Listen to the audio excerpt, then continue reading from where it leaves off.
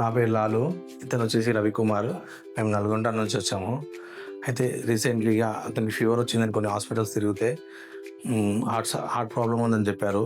దాని తర్వాత మేము ఇక్కడ వెంకటేశ్వర క్లినిక్లో చూపించాము డాక్టర్ రాజు గారికి.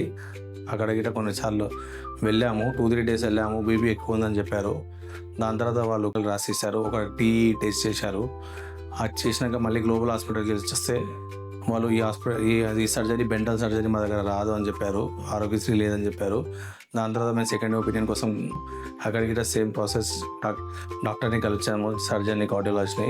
అతనికి 8 to 9 lakhs అవుతుందని చెప్పారు. అన్ని అమౌంట్ మా దగ్గర లేదే కొంతమంది మాకు కామినీ వెళ్ళమని సజెస్ట్ చేశారు. ఇక్కడికి రాగానే డాక్టర్ రితేష్ గారిని కలిసాము, సర్జన్ని. అతను సో అండ్ సో ఈ ఆపరేషన్ వచ్చేసి ఆరోగ్యశ్రీలో మనం కవర్ చేద్దాము, 31 years ఏజ్ ఉంది పేషెంట్కి కాబట్టి మనం ఇంట్రెస్ట్ చూపించి చిన్న వయసు కాబట్టి చేద్దామని చెప్పారు. ఆపరేషన్ చేశారు, చాలా బాగా అయింది. 19th June అయింది. ఇప్పుడు బాగానే కొలుక్కుంటున్నాడు. ఇప్పుడు ఈరోజు వచ్చేసి మేము రివ్యూకి వచ్చాము.